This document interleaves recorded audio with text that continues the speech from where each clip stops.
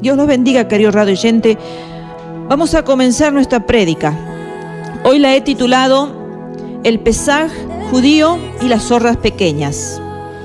Y ya pasado el Pesaj judío, estamos quizás en uno de los últimos días, pero lo mismo quiero hacer alusión a esta fiesta a manera de introducción, para luego adentrarnos en el mensaje que el Señor tiene preparado para ti, querido hermano, para ti, querida hermana, pastor, pastora, sierva, siervos, y para ti, querido radio oyente, que estás dispuesto a poder buscar, quizás andas en una búsqueda de la salvación, quizás andas en una búsqueda de algún interrogante que hay en tu vida, y entonces el Señor hoy te puede hablar al corazón.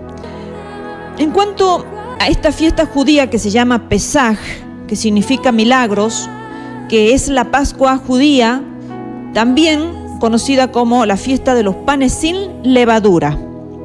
En ella celebran en Nisan, que es el mes el mes de abril para ellos es el primer mes en el calendario judío. Es un mes donde está la primavera para ellos. Están disfrutando de las flores y de la belleza de lo que es una primavera. ¿Y qué celebran en esa fiesta los judíos? Celebran la salida del cautiverio, la salida de la esclavitud del pueblo de Israel de Egipto. Estaban allí bajo una tiranía de un faraón que los agobiaba bajo el látigo, los exigía y los atormentaba, porque ellos eran esclavos, siempre siervos de este faraón. Y bueno, ellos un día son liberados a través de Moisés con grandes milagros. Por eso el Pesaj significa milagros, porque el Señor poderosamente con su diestra poderosa Hayem los ha sacado de esa esclavitud y los ha llevado a la tierra prometida, a la tierra de Canaán, donde fluye la leche y la miel.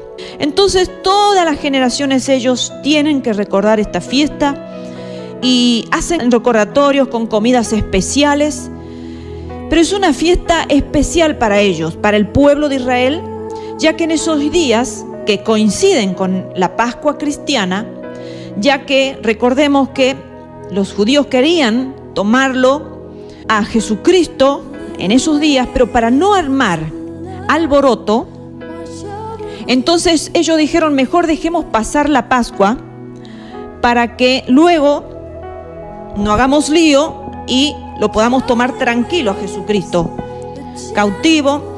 Y entonces en ese tiempo los judíos estaban celebrando la Pascua e inmediatamente que el Señor participó con los discípulos de la Pascua judía, porque nuestro amado Yeshua HaMashiach es judío. Para aquellos que no saben y que lo tienen en poco al pueblo judío, recordemos nosotros que nuestro Señor Jesucristo fue judío. Los discípulos que lo siguieron al Señor Jesucristo fueron judíos. Por lo tanto, ellos también estaban celebrando la Pascua. Allí en el aposento alto estaban reunidos todos e inmediatamente el Señor luego instituye la cena del Señor, que nos deja como una ordenanza para todos aquellos que queremos vivir en obediencia. Nos deja la institución de la cena del Señor para que lo recordemos a Él, que después lo tomaron prisionero. Esa misma noche el Señor se va, después de haber celebrado de la Pascua y de la cena del Señor, se va al Monte de los Olivos y allí cantan un himno junto con los discípulos para luego retirarse al Monte Getsemaní y allí le pide a los discípulos que lo acompañen en oración. Los discípulos, cansados y cargados por la tristeza de que el maestro iba a pasar por algo que ellos mucho no entendían, pero sabían que algo le iba a pasar al maestro, entonces se duermen agobiados por la tristeza, el cansancio, y el Señor ahí es cuando derrama grandes gotas de sangre, llorando e intercediendo ante el Padre. Padre, si es posible, pasa de mí esta copa, mas no se haga mi voluntad, sino se haga la tuya. Qué hermoso es que nuestro Señor Jesucristo estuvo allí orando con el Padre, en esas horas previas a que lo tomaran, que viniera la turba, por supuesto, encabezada por Judas Iscariote, para tomarlo prisionero y llevarlo y ser enjuiciado para luego ser muerto. Ahora volvamos al Pesaj de los judíos. El Pesaj de los judíos, por supuesto, coincide, como yo le dije, con la Pascua cristiana, y el apóstol Pablo dijo algo muy interesante. Dijo que Cristo es nuestra Pascua, Cristo es nuestra Pascua, la cual nosotros la recordamos no una vez al año, la recordamos todos los domingos cuando hacemos memoria de Él, cuando partimos el pan y tomamos el vino. Recordamos que nuestro Señor Jesucristo vino a la tierra con un propósito y con una encomienda grande, morir por nuestros pecados y derramar su sangre para que con esa sangre preciosa nos limpiara de todas nuestras maldades. Entonces, nosotros sabemos que Cristo ya es nuestra Pascua por la razón que no tenemos que celebrar la Pascua. Si queremos, la celebramos, si no, no es obligación, no es una ordenanza, no es una celebración que el Señor nos haya dejado a los hijos de Dios. Pero algunos cristianos aprovechan esos días para hacer retiros, conferencias, campamentos y aprovechan para poder hablar de la crucifixión de nuestro Señor Jesucristo, que no viene mal hablarle a la gente un tiempo donde específicamente se piensa en eso. Pero nosotros sabemos, los hijos de Dios, que Cristo fue nuestra Pascua. Cristo es nuestra Pascua porque Él se ofreció como ese cordero inmolado para darnos la libertad que nosotros hoy los hijos de Dios gozamos. Bueno, entonces, hacían en el Pesaj los judíos una limpieza extrema. Hacían limpieza exterior de todo lo que hubiera en sus casas, y también una limpieza interior. Y para eso me gustaría leer Mateo capítulo 23, versículo 25 al 33, que dice nuestro Señor Jesucristo con respecto a la limpieza exterior e interior. Dice así: «Ay de vosotros, escribas y fariseos hipócritas, porque limpiáis lo de fuera del vaso y del plato, pero por dentro estáis llenos de robo y de injusticia. Fariseo ciego, limpia primero lo de dentro del vaso y del plato, para que también lo de fuera sea limpio. Ay de vosotros, escribas y fariseos hipócritas, porque sois semejantes a sepulcros blanqueados, que por fuera, a la verdad, se muestran hermosos, mas por dentro están llenos de huesos de muertos y de toda inmundicia. Así también vosotros por fuera, a la verdad, os mostráis justos a los hombres, pero por dentro estáis llenos de hipocresía e iniquidad. Ay de vosotros, escribas y fariseos hipócritas, porque edificáis los sepulcros de los profetas y adornáis los monumentos de los justos. Y decís: si hubiésemos vivido en los días de nuestros padres, no hubiéramos sido sus cómplices en la sangre de los profetas. O sea, no hubiéramos sido cómplices de la muerte de los profetas. Eso dicen los hipócritas, como el Señor lo está llamando, escribas y fariseos. Mas el Señor le dice: así que dais testimonio contra vosotros mismos, que sois hijos de aquellos que mataron a los profetas. Vosotros también llenad la medida de vuestros padres. Serpientes, generación de víboras, ¿cómo escaparéis de la condenación del infierno? Qué realidad, ¿no? El Señor le está diciendo que el infierno está preparado para todas esas personas que por fuera tienen una apariencia de piedad, mas por dentro son todo lo que se ha leído. Bien, remitiéndonos a la fiesta del Pesaj, podemos ver la importancia de lo que es la limpieza, no solamente de los judíos que creen solamente en Elohim, en el Dios creador del universo, sino también las palabras que nuestro Señor Jesucristo dijo, lo importante que son las dos limpiezas, la interior en primer lugar y la exterior también es importante. Entonces, los judíos hacen limpieza exterior e interior, lavan todo, casa, auto, ropa, todo lo que tuvieran en su casa en esos días de esta fiesta, exhaustivamente hacen una limpieza todos, papá, mamá y los hijos. Aquí no es que solamente la mamá va a limpiar o el papá solamente o el papá y la mamá. Si los hijos, aunque sean chiquititos, colaboran con la limpieza, aunque sea de los juguetitos de ellos, la mamá le encomienda, porque la limpieza hace referencia a cada uno y todos deben limpiarse de todo tipo de inmundicia, como ya vamos a ver. En esta fiesta también comen pan matzá, que es el pan ácimo, es el pan sin levadura, que es el pan que posiblemente, casi ciertísimamente, nuestro Señor Jesucristo comió cuando instituyó la cena del Señor, porque en esa fiesta no podía existir pan con levadura en ninguna casa judía. Por lo tanto, nuestro Señor Jesucristo seguramente comió y partió el pan matzá, el pan ácimo, que es el pan sin levadura. Entonces, ¿por qué ellos limpian todo eso? Ellos limpian y comen pan matzá, que es un pan sin levadura, ya que la levadura simboliza todo lo que nos infla. O sea, nosotros, por lo menos yo sé hacer pan y sé que muchas personas saben que la levadura es la que hace que la masa se levante. Entonces, si nosotros queremos comprar un pan levado, tenemos que comprar un pan que tiene levadura. Si queremos comprar un tipo galleta, compramos un pan sin levadura. Entonces, vemos que la levadura simboliza todo lo que nos infla. ¿Qué es aquello que nos infla, queridos hermanos? Y es el orgullo, es la vanagloria, es el alto concepto de uno mismo, aquello que nos hace creernos mayores de lo que el Señor quiere que nos creamos. O sea, contrario a lo que el Señor dijo, aprended de mí, que soy manso y humilde. Entonces, ellos comen ese pan sin levadura, ya que la levadura significa el orgullo y la vanagloria. Por lo tanto, dedican todo ese tiempo para orar y pedirle al Señor humildad. Piden en sus oraciones, Señor, haznos ser humildes. Lo mismo que los cristianos tenemos que hacer todos los días de nuestra vida, pedirle, Señor, que la humildad nos acompañe para que podamos seguir tu ejemplo de ser mansos, personas mansas y de ser personas humildes. Entonces, en esta fiesta, ellos limpian todo lugar, como yo le dije, por si encuentran una miga de pan leudado en algún lugar, razón por la cual revisan hasta las rendijas, hasta las grietas.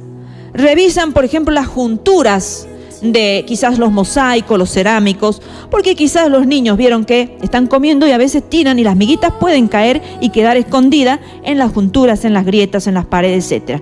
Entonces ellos hacen una limpieza en todos los espacios. No es esa limpieza que nosotros hacemos apurada y decimos, bueno, he sacado lo que se ve. Acá ellos buscan lo que no se ve, aquello que pudiera ser que está escondido entre los lugares que uno no pudiera ver. Entonces van a esas grietas, van a esas junturas para que no quede ni siquiera un pedacito de miga de un pan leudado. También hacen los mismos con sus autos, con sus camas, con todos los lugares. Bueno, empiezan a limpiar también las vajillas de sus casas, que son las ollas, los vasos, los cubiertos, todo tipo de instrumento o materiales que ellos usaran para comer, como por ejemplo las ollas que usan para cocinar, los vasos y los cubiertos que usan a diario, lo pueden poner a lavar ya sea en altas temperaturas, hechos en sus casas, o si no, lo llevan a algún lugar especial donde el agua llega a una temperatura bastante elevada, que es la que hace que se desprenda todo tipo de residuo que pudiera quedar en las ollas, en los vasos, en los platos, en los cubiertos. Entonces los someten a un lavado especial en agua a temperaturas elevadas y otras son pasadas directamente por fuego. Esto lo pueden hacer, sí, con las vajillas de vidrio o metal. Pero ¿qué pasa con las vajillas de barro? Ellos consideran que aunque se las lave con agua caliente o pasen por el fuego, siguen conservando residuos, razón por la que la desechan, la tiran o la rompen y compran una nueva. Eso pasa con el barro. Pueden ser ollitas de barro, pueden ser platos de barro, pueden ser utensilios de diario vivir que sean de barro, para ellos no les sirven, ni siquiera pierdan el tiempo en pasarlos por el fuego ni por el agua a altas temperaturas, porque saben que son materiales de desecho, porque algún residuo queda por más que pasen ese proceso. Entonces son vajillas en desuso y en desecho, no sirven para nada, se compran nuevas. Ahora, queridos, ¿qué dijo el apóstol Pablo en 1 Corintios capítulo 5, versículos 7 al 8? También expresó lo mismo que recién más o menos hemos leído en Mateo capítulo 23, 25 al 33, cuando nuestro Señor Jesucristo habló de los fariseos, de los escribas, y les llamó hipócritas porque no se lavaban lo que estaba por dentro de ellos. Ahora el apóstol Pablo dice, limpiaos pues de la vieja levadura, para que seáis nueva masa, sin levadura como sois. porque nuestra Pascua, que es Cristo, ya fue sacrificada por nosotros. Así que celebremos la fiesta no con la vieja levadura, ni con la levadura de malicia y de maldad, sino con panes sin levadura de sinceridad y verdad. Aquí vemos que el apóstol Pablo está exhortando a los corintios, a la iglesia de los corintios, una iglesia desordenada, una iglesia bien desordenada. Tenía de todos los dones habido y por haber, pero en cuanto a su conducta y a su forma de vivir eran muy desordenados. El apóstol Pablo dice, acá deja las instrucciones y una exhortación, que se limpien, pero no se limpien de esos pancitos que quedarían allí tirados, sino de la vieja levadura para que sea nueva masa, pero está hablando de otro tipo de levadura. Está hablando de la levadura de malicia y de maldad que hay en el corazón de todas las personas que han dejado un poquito de esa levadura, porque ustedes saben que al hacer pan no se necesita mucha levadura. Con un poquitito nada más de levadura, suficiente para que el pan se empiece a leudar, a levantar, a inflar, poquito nada más.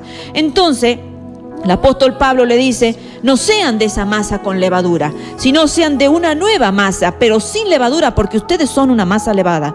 Entonces, él está diciendo, ya Cristo es nuestra Pascua. Ya el sacrificio fue hecho por nosotros. Entonces, dice él, ahora celebremos esta fiesta, pero no con la vieja levadura. No, sino con panes sin levaduras.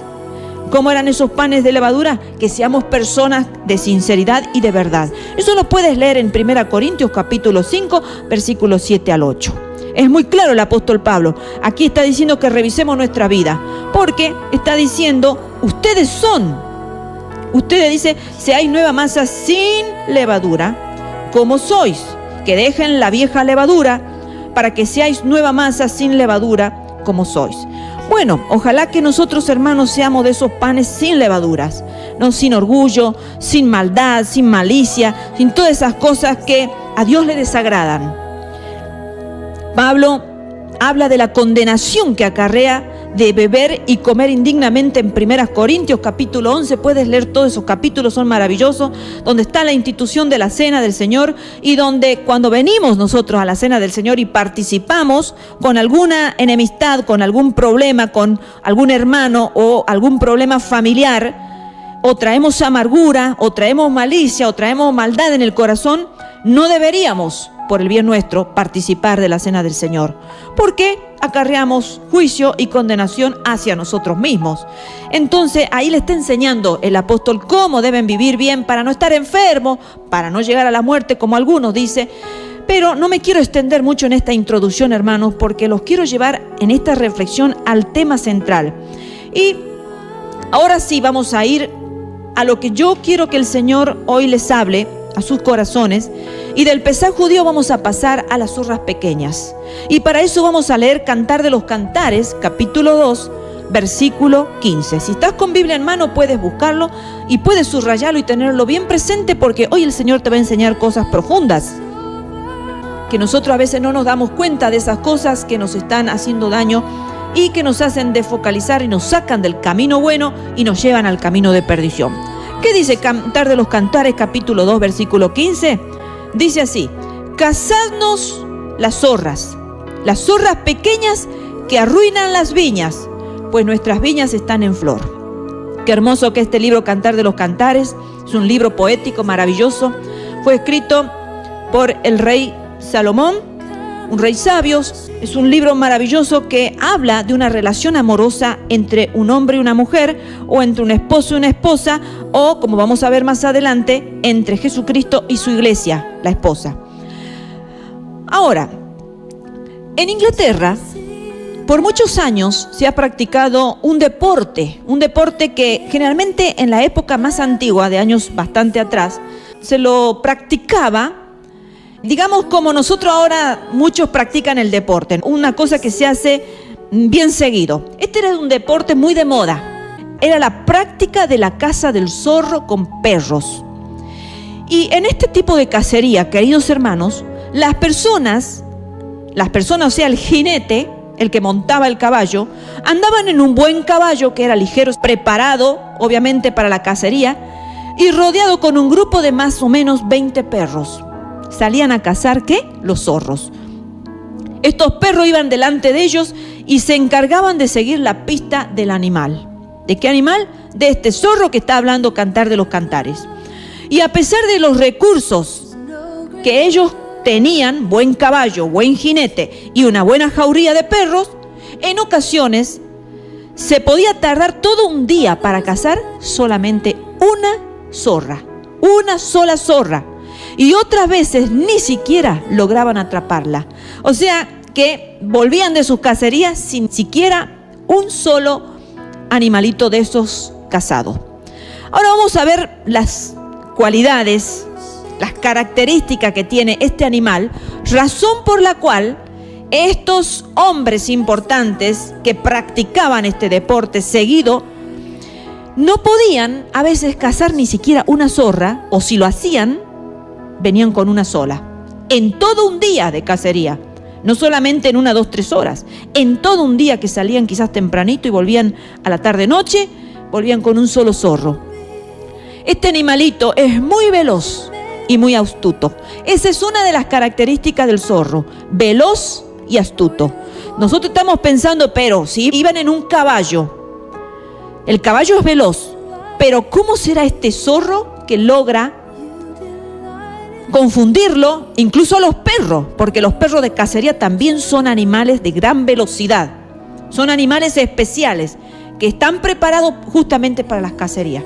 El zorro es un animal muy veloz y astuto, hermanos, una de las características. Y la Biblia nos dice en el libro de Cantares, capítulo 2, versículo 15, que recién hemos leído, que debemos cazar esas pequeñas zorras que dañan los grandes viñedos. Ahora, si tú te has dado cuenta cuando has leído este texto, la palabra del Señor nos dice que debemos cazar esas pequeñas zorras. No dice que cacemos las zorras, sino que dice que debemos cazar esas pequeñas zorras que dañan nuestra vida espiritual, como sean las actitudes, las motivaciones, las cosas que parecen inofensivas, pero que pueden destruir toda nuestra vida y todo nuestro alrededor. Ahora, las zorras representan a demonios pequeños, y se necesita que tengamos bien en claro que nuestro problema, en primer lugar, no es con las personas. Cuando tenemos problemas en una iglesia, cuando tenemos problemas en una familia, cuando tenemos problemas en el trabajo, en donde sea, el problema no lo estamos teniendo con las personas, sino lo estamos teniendo contra principados y contra potestades de las tinieblas. Como dice en Efesios 6, versículo 12, que nuestra lucha no es contra carne y sangre, sino contra los demonios mismos, hermanos. Estamos luchando contra los demonios. Y si queremos derrotar a nuestro enemigo, primero necesitamos saber quién es. Porque si nosotros no sabemos quién es el demonio que nos está atacando, vamos a vivir, y ya vamos a ver cómo vamos a vivir acompañaditos de esos demonios. Nos vamos a acostar a dormir con los demonios, nos vamos a levantar con los demonios, vamos a hacer la tarea rutinaria de todos los días, en la casa, en el trabajo, en donde sea, acompañadita de esos demonios, acompañaditos cuando vamos al estudio de esos demonios. ¿Por qué? Porque no lo conocemos. Entonces, en primer lugar, para poder derrotarlos, tenemos que conocerlos, tenemos que saber quiénes son. El zorro, vamos a la segunda característica, es un animal muy tramposo, es tramposo y ágil.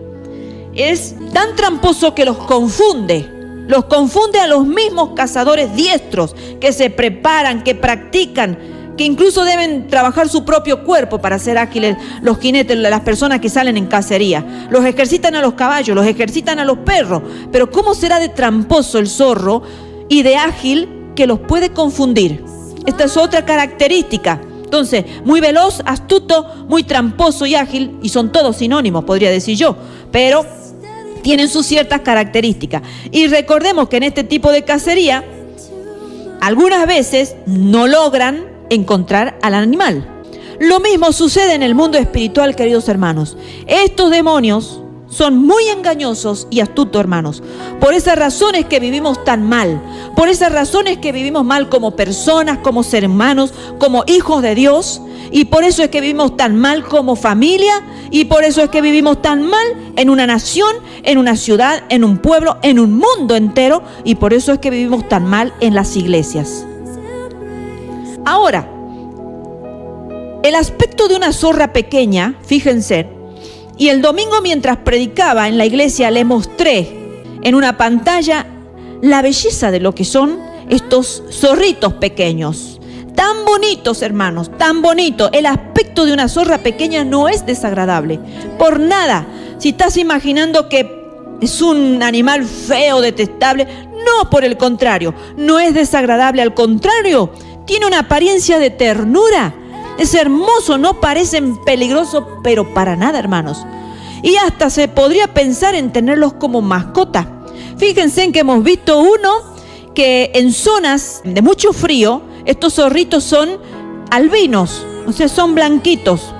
Y tenía una foto que le habían puesto un pretal, el mismo pretal que nosotros le ponemos a los perritos, a nuestras mascotas, para sacarlos a caminar, para las necesidades de los perritos, ¿vieron? Bueno, por lo menos nosotros así hacemos, todos los días sacamos a nuestro perrito caniche con el pretal puesto y lo llevamos porque es nuestra mascota. Bueno, estos animalitos, usted los ven en pantalla, búsquenlo y van a ver qué maravilla de zorritos pequeños tan bonitos, hermanos. Yo me admiraba y me quedaba viéndole la carita. Inspiran ternura realmente, queridos. Pero, sigamos adelante. ¿Por qué las zorras grandes no es la que el Señor nos hace alusión aquí a través de Cantar de los Cantares, a través de este rey sabio? ¿Por qué no son las zorras grandes? Porque podría haber dicho así este sabio, cazando las zorras grandes o los zorros simplemente. Pero aquí hay un adjetivo. El adjetivo es que son pequeñas. Y vamos a ver por qué son las zorras pequeñas las que arruinan las viñas y no las zorras grandes. Que aunque las zorras grandes también, el zorro grande también arruina, claro que sí. Vamos a ver por qué tenemos que tener mucho cuidado de las zorras pequeñas. Las zorras grandes, cuando se meten en los viñedos, se comen el fruto. Van directamente y comen el fruto. Son zorros grandes, está el fruto a la vista y se lo comen. Perfecto. Pero las zorras pequeñitas, al no alcanzar el fruto, se tienen que levantar y estirar. Su cuerpo lo tienen que estirar. Y al hacerlo, rompen toda la rama, la quiebran, la rompen. Y entonces no solo se pierde el fruto, sino que se pierde también la siembra y toda la cosecha. Y entonces hay que resembrar y restaurar el viñedo completo. ¿Te está dando cuenta, querido amigo, querido hermano, la dimensión de lo que son estas zorras pequeñas en nuestras vidas? ¿Por qué tenemos que nosotros focalizarnos en esos demonios pequeños que vienen a nuestras viñas a dañarlas por completo? Porque esas zorras pequeñitas no solamente se van contentas con el fruto como el zorro grande. Entonces viene el labrador, no está el fruto, pero por lo menos el viñedo sigue estando. Por lo menos dirá, en la próxima producción volverá a dar fruto.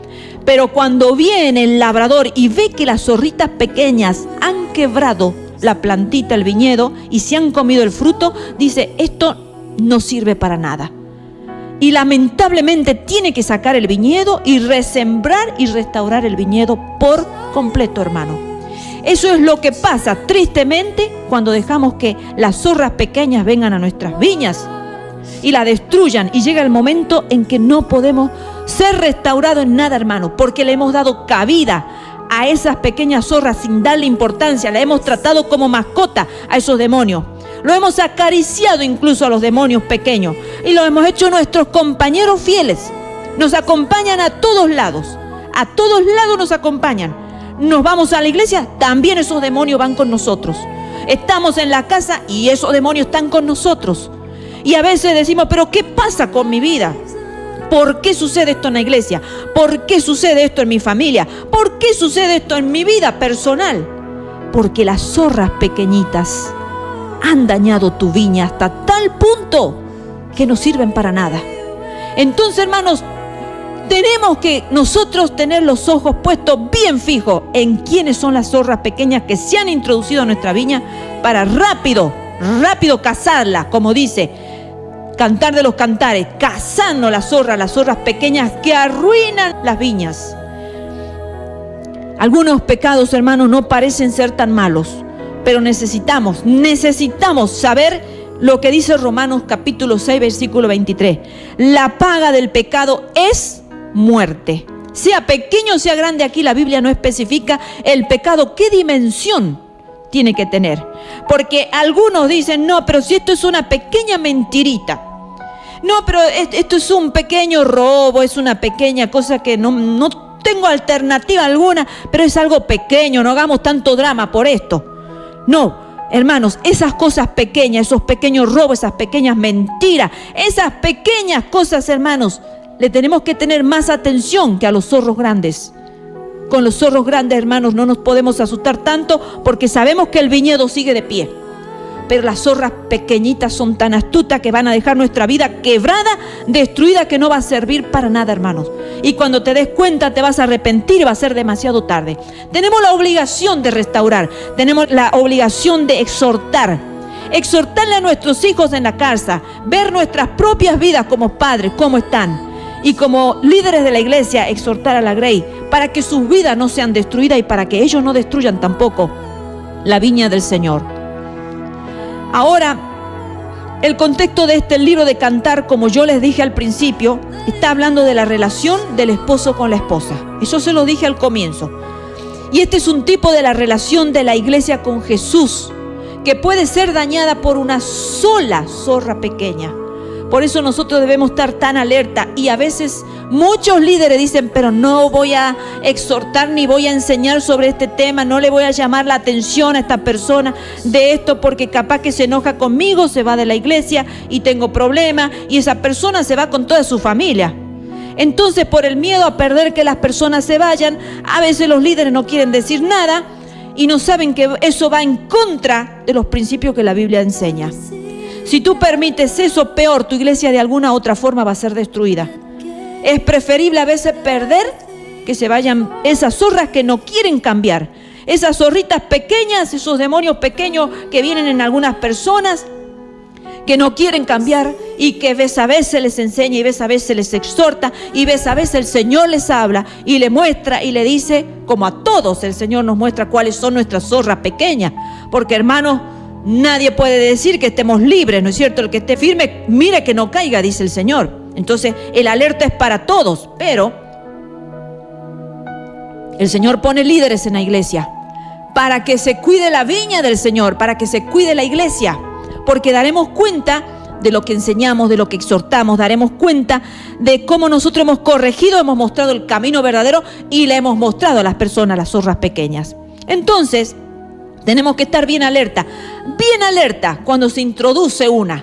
Porque bien se introduzca, hermano, hay que ser rápido y cazarlo. Porque si no, este animalito se va a estirar y va a quebrarla a la viña y no va a servir más para nada. Sin fruto y sin tallo no sirve una planta, porque esa planta se quiebra, sale la raíz, porque este animalito la destruye de raíz totalmente. Las zorras pueden destruir matrimonios, hermanos.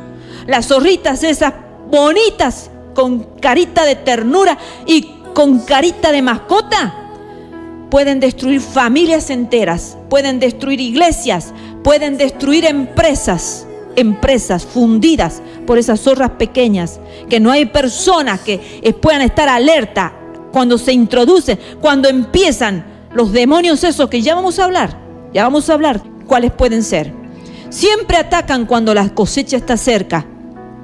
Atacan viñas que dan fruto. Si ellos no ven que hay fruto, ni se van a preocupar, porque ellos se van a alimentar del fruto. Entonces lo ven al viñedo. Cuando el viñedo ya está en flor, como dice allí Cantar de los Cantares, cuando el viñedo ya ha dado la flor y luego viene el fruto, ahí van. Entonces, ¿a quiénes atacan los demonios? A los cristianos que dan fruto. No van a ir a los cristianos estériles. No van a ir a esas personas que no tienen nada. Hermanos, están focalizados en destruir a aquellos que el Señor ha puesto en una iglesia para que den frutos al 100 por 1. Fíjense en lo que dice Gálatas 5:22. Decimos que estas zorritas atacan las viñas que dan fruto. Las viñas somos nosotros. El diablo desata su zorra para destruir el fruto de ¿quién? Del Espíritu.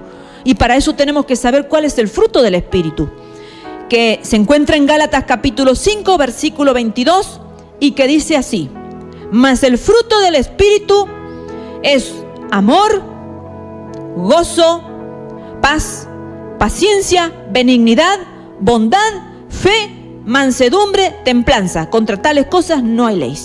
Miren, hermanos, si no es dañino que venga el enemigo, esa zorra pequeña, y nos introduzca y nos coma el fruto del amor. El fruto es uno solo, la Biblia lo dice, más el fruto del Espíritu, pero tiene sus distintas manifestaciones. Viene y nos daña el amor. ¿Qué es lo contrario? Si esas zorras nos han quitado el amor, ¿qué es lo contrario al amor? Queda en nuestra vida odio. Una persona que odia, yo me pregunto, ¿puede entonces ser salva? ¿Pueden los que tienen odio en el corazón ser salvos? Si las zorras han venido y ¡yum!, han comido el fruto del amor. Si vienen y quitan el gozo, ¿qué hay? Lo contrario al gozo es la tristeza. ¿A qué nos lleva la tristeza? Nos lleva a la depresión. ¿Y a qué lleva a muchos la depresión? A la muerte. Entonces yo me pregunto si no es importante ver qué es lo que me está quitando el gozo. El gozo de la salvación, hermanos, porque en el mundo tendremos aflicción, lo dijo el Señor, y van a haber momentos que vamos a tener aflicción, van a haber momentos que vamos a estar entristecidos, afligidos, preocupados. Claro que sí, porque este mundo no nos puede ofrecer nada de lo que algunos creen que el mundo ofrece. El mundo ofrece una alegría fugaz, una alegría en la carne, pero el gozo que nuestro Señor nos da, ese es el gozo de la salvación. Ese tiene que ser un gozo eterno, por siempre y para siempre. Pero si se te ha quitado el gozo, hermano, vas a estar triste, y un corazón entristecido lleva muchas cosas. Entonces, sigamos. La paz. Si vienen la zorra y nos quitan la paz, ¿qué es lo contrario a paz? Disensión, guerra, pleito, rencilla. Todo lo contrario a paz. Los antónimos de paz. Entonces, en una persona que no hay paz, hay violencia, hay rencilla y enojo. En una casa, en una familia que no hay paz, ¿qué hay? Rencilla, enojo, pleitos, peleas. En una iglesia que no hay paz, ¿qué hay? Todo eso, hermanos. Hay divisiones, hay peleas, hay enemistades, hay celos, rencillas. Todo ese tipo de cosas propios de la falta de paz. Si no hay paciencia, hermanos, miren, ¿qué es lo contrario a paciencia? Impaciencia. ¿Y el Señor qué dijo? Que el que perseverare hasta el fin, ese será salvo. Entonces, el perseverar tiene que ver con la paciencia. La paciencia es la que me empuja, la paciencia es la que me lleva, la paciencia me dice, vamos adelante, pase lo que pase, sigamos adelante, vamos a la meta, al supremo llamamiento, como decía el apóstol Pablo. Pero la zorra pequeña, ese demonio me ha quitado a mí la paciencia. Soy una mujer, soy un hombre impaciente. Entonces corro a lo loco. Una persona impaciente corre a lo loco como dando manotazos al aire. Como dice el apóstol Pablo, no corro como dando golpes al espacio. Y no corro focalizado. Estoy así, bien focalizado en la meta, sé a dónde voy. Entonces no me impaciento. Me vienen las pruebas, me vienen las dificultades, me vienen quizás hasta la enfermedad, me vienen quizás hasta la pérdida de trabajo. Estoy en situaciones de economía difícil, ajustada, apretada. Pero yo paciente espero la salvación de Jehová. Pacientemente esperé a Jehová, se inclinó a mí, oyó mi clamor y me sacó del pozo de la desesperación. La paciencia, hermanos. Si nos roba la benignidad, pasamos a ser personas benignas. Nos roba la bondad, pasamos a ser personas malas. Una persona bondadosa es una persona generosa. Lo contrario a bondad y a benignidad es egoísmo.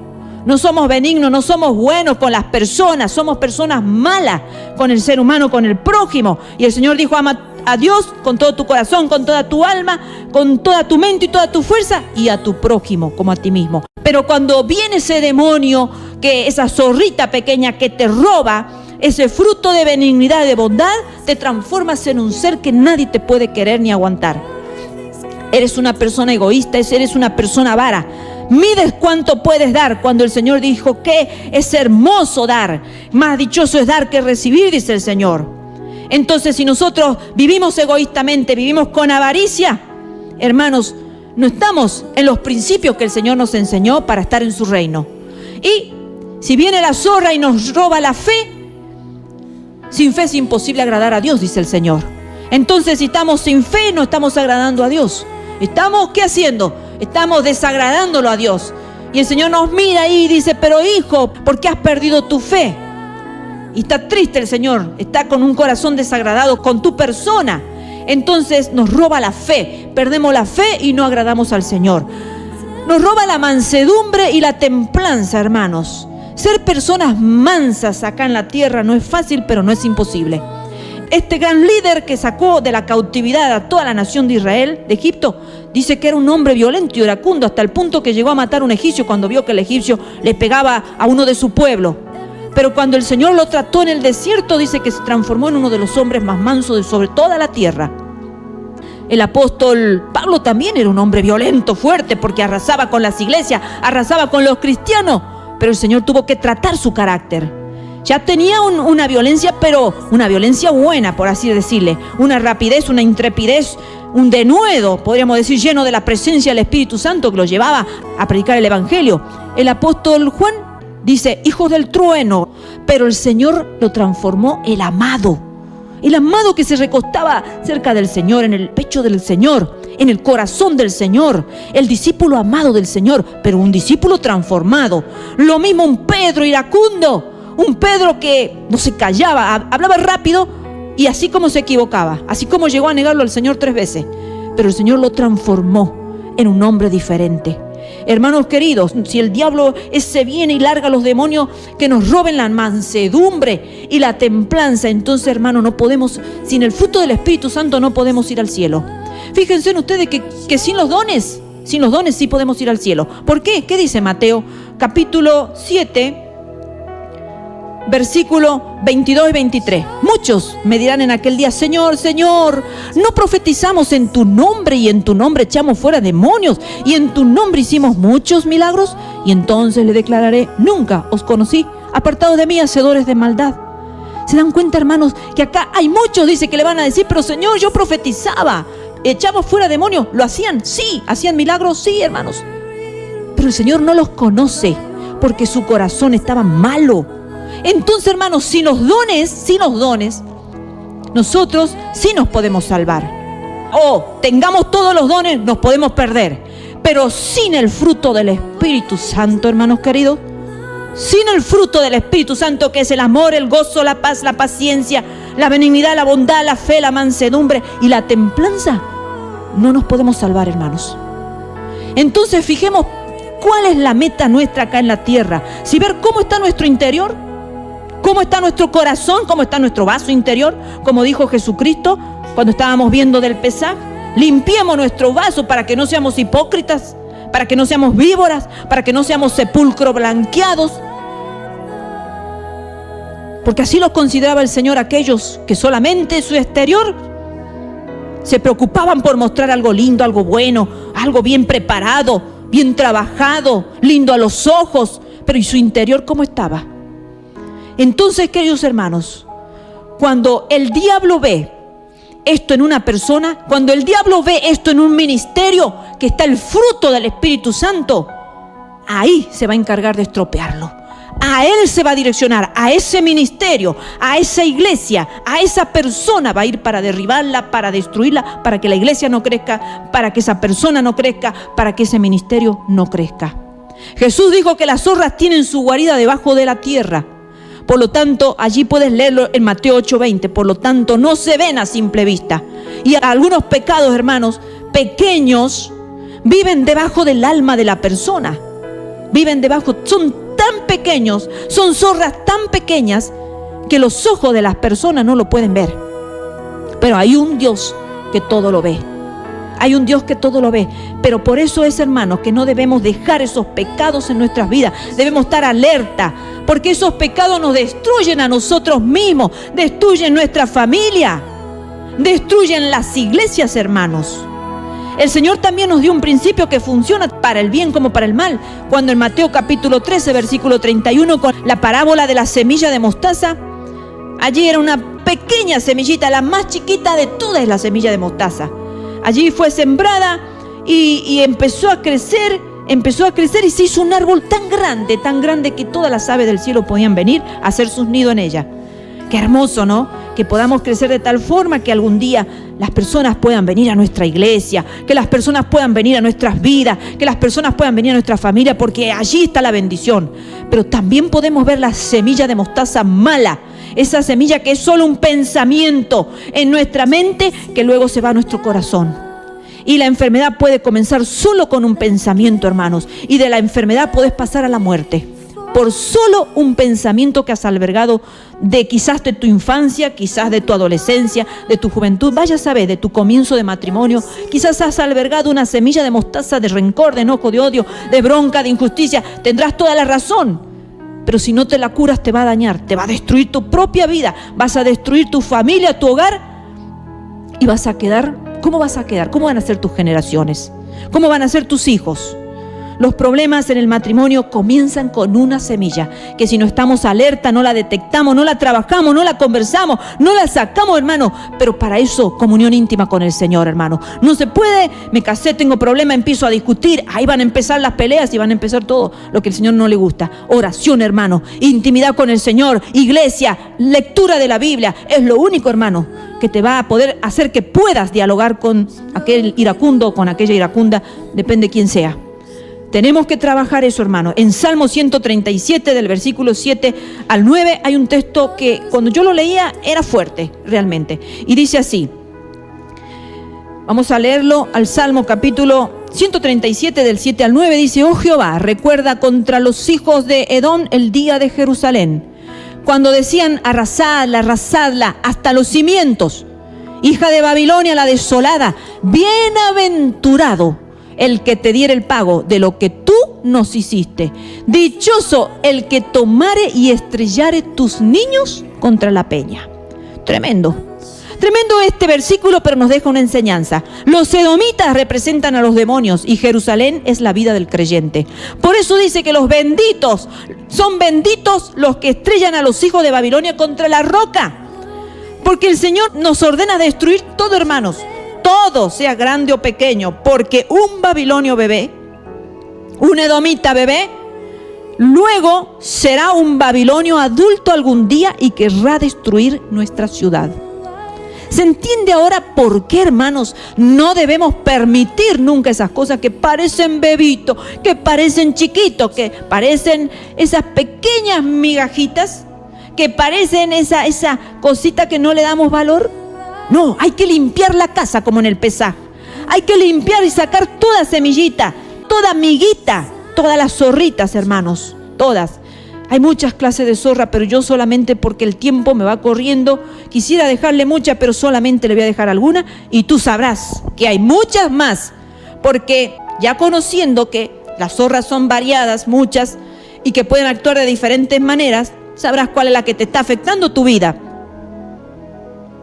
Zorra de la mala acción, hermanos queridos.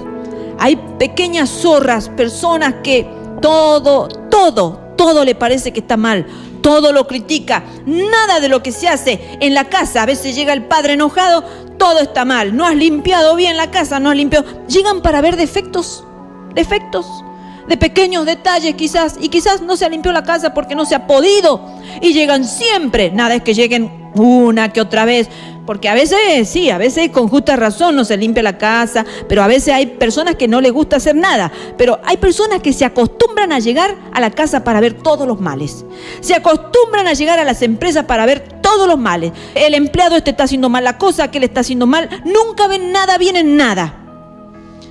Y hay hermanos en la iglesia que todo ven mal, todo lo critican. Nada de lo que se hace en la empresa, nada de lo que se hace en la familia, nada de lo que se hace en la iglesia le gusta, hasta que deja su amor por el Señor, deja su amor por el Señor, se aparta el gozo de su vida porque ese demonio le ha robado el gozo, y esa persona se aparta de la iglesia. Qué triste. Y muchas veces deja la iglesia dañada, con secuelas, porque se convierte en alguien sin gozo, y el diablo termina destruyendo todo su fruto.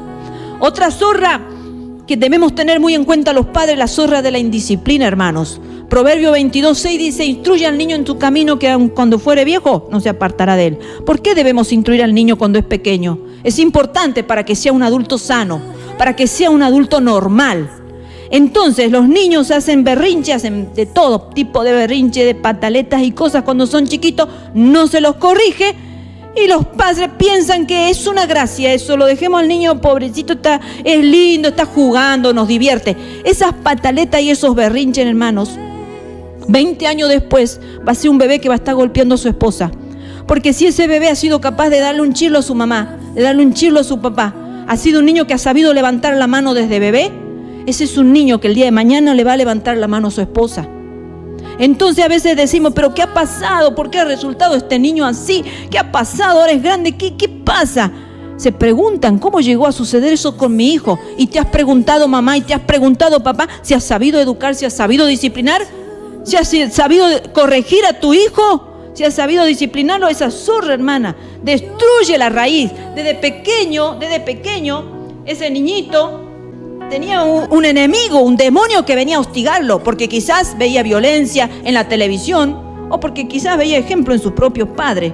Entonces eso se va reproduciendo de generación en generación y son generaciones malditas, hermanos. Y el Señor a los hijos de Dios nos ha llamado a ser generaciones benditas. Otra zorra, hermanos queridos, la del menosprecio.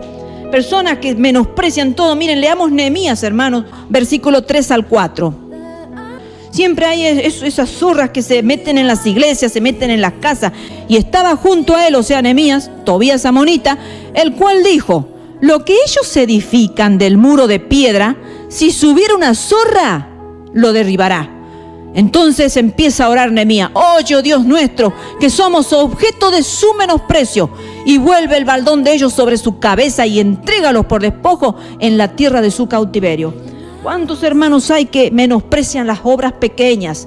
Las obras que están comenzando con mucho sufrimiento, con mucho sacrificio.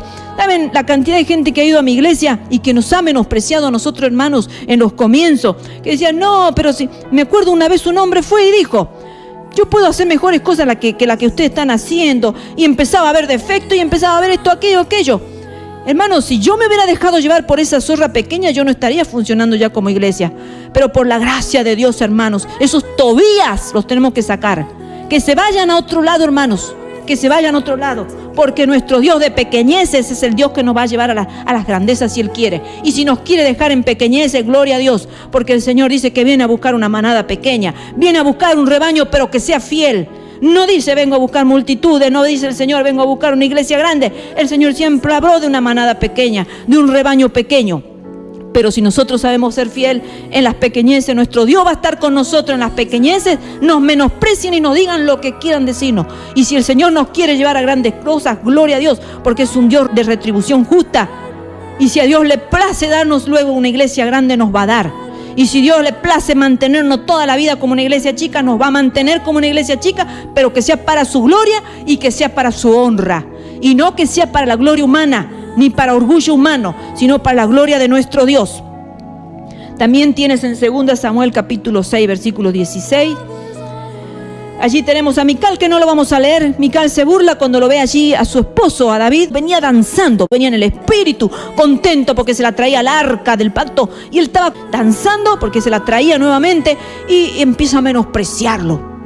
Hermanos, eso pasa con muchas personas que se burlan de aquellos o que menosprecian y que no le dan valor a todos los momentos que nosotros tenemos en nuestras vidas y a todos los ministerios que tenemos en la iglesia. Menosprecian el tiempo de orar, menosprecian las reuniones de orar, porque si la tuvieran en valor a las reuniones de oración, concurrirían a las reuniones de oraciones. Se le daría el mismo valor y el mismo precio que una reunión de un día domingo, que una reunión de un día sábado y que una reunión de un miércoles, jueves, el día que tú lo tengas.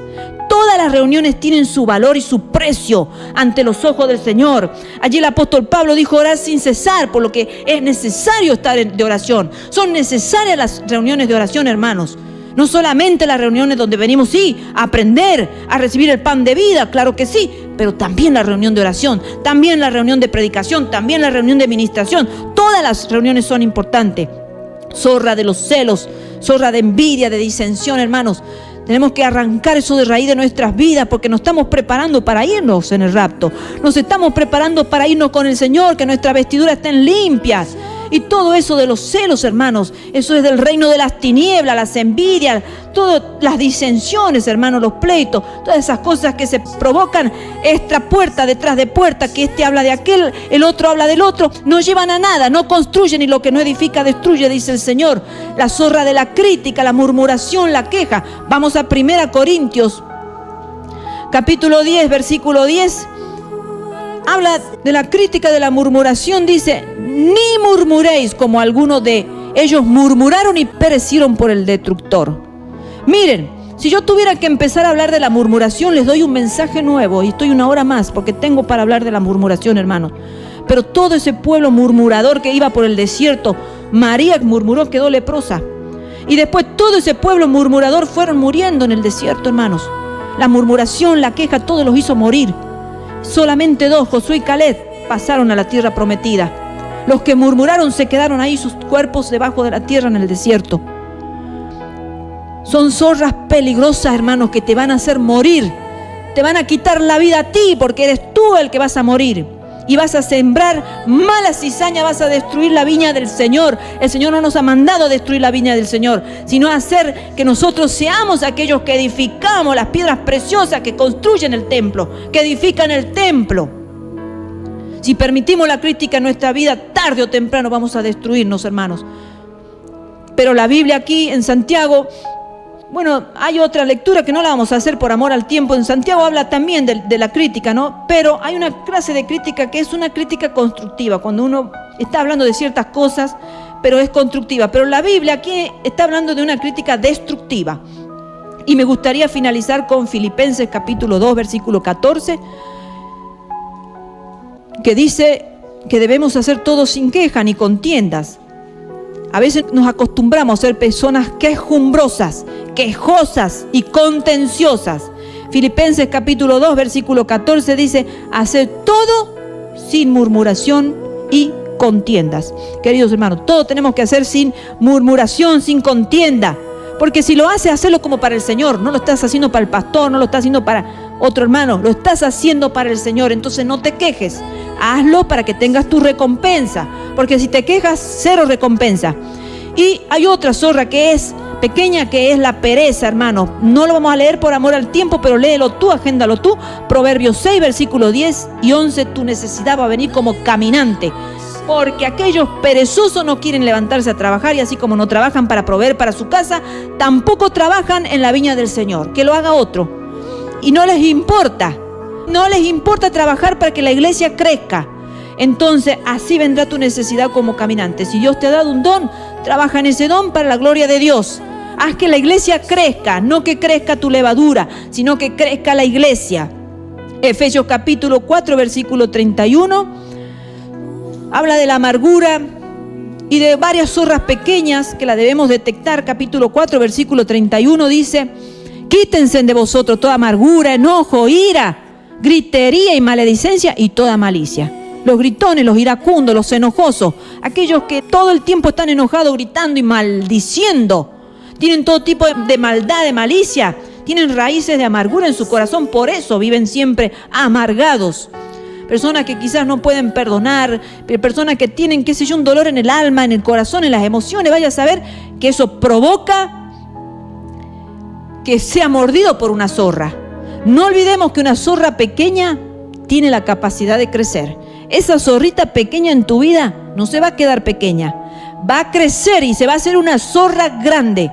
Entonces, hay una lista en Filipenses capítulo 2, versículos 3 y 5. Al 5 dice: nada hagáis por contienda o por vanagloria, antes bien con humildad, estimando cada uno a los demás como superiores al mismo, no mirando cada uno por lo suyo propio, sino cada cual también por lo de los otros. Haya pues en vosotros este sentir que hubo también en Cristo Jesús. Este sentir hubo en Cristo Jesús, no mirando por lo nuestro, hermanos, mirando por los demás, con humildad, hermanos, y estimando a los demás también. Estimando a mi prójimo, estimando a mi hermano, y lo hagamos todo, no sea para vanagloria nuestra ni por contienda. Queridos hermanos, que el Señor haya hablado a tu corazón para que tú puedas, ya conociendo quizás qué zorra puedes tener en tu viña, en tu vida, la puedas sacar rápido, pronto, porque todos tenemos alguna zorra que nos viene a atacar porque ve algún fruto y nos quiere comer el fruto. Pero el Señor nos está diciendo que nosotros no somos vasijas desechadas. Como en el Pesaj se desechan las vasijas de barro, ¿vieron? Se las desechan porque no sirven, porque siguen teniendo residuos. Nosotros tenemos que la sangre poderosa de nuestro Señor Jesucristo nos limpia de toda maldad. Entonces, aunque el ser humano considere vasijas terrenales, materiales en desuso, nuestro Señor a nosotros no nos considera en desuso, siempre y cuando vayamos a la cruz de Cristo y le pidamos que la sangre de Jesucristo nos limpie de todas esas zorras, esos demonios que han entrado en nuestras vidas y han dañado nuestras vidas, nos hacen ser personas desagradables ante los ojos de Dios.